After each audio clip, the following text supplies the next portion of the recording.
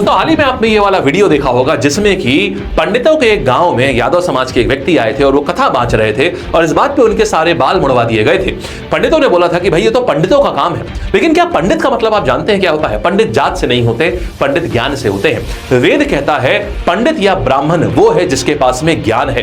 देखिए आपने नाम सुना होगा चतुर्वेदी ब्राह्मण। इसका मतलब ये होता है कि जिन पंडितों को, जिन लोगों को चारों वेद का ज्ञान होता है, माने ऋग्वेद, यजुर्वेद, सामवेद और अथर्ववेद, चारों वेद आते हैं, तो आप चतुर्वेदी ब्राह्मण हैं। अगर आपको 3 वेद आते हैं जिसको वेदत्रयी भी कहते हैं, तो इसका मतलब यानी कि आपका ये ऋग्वेद हो गया, फिर आपका सामवेद हो गया, यजुर्वेद हो गया। अगर ये तीनों वेद आते हैं तो इसका मतलब है आप एक त्रिवेदी ब्राह्मण हैं। अगर आपको 2 वेद आते हैं तो वो आप एक द्विवेदी ब्राह्मण हैं। और अगर आप एक वेद पढ़ाने वाले हैं तो आप उपाध्याय ब्राह्मण हैं। तो आपने जो सरनेम सुने होंगे लोगों के नाम के बाद में चतुर्वेदी, त्रिवेदी, द्विवेदी या उपाध्याय लगा होता है, उसका अर्थ ये होता है। तो ध्यान रखिएगा, इसका मतलब कहीं से भी ये नहीं था कि कोई किसी कुल में पैदा हुआ है तो वो ब्राह्मण है। ब्राह्मण वो है जिसके पास में ब्रह्म का ज्ञान है, वही ब्राह्मण है।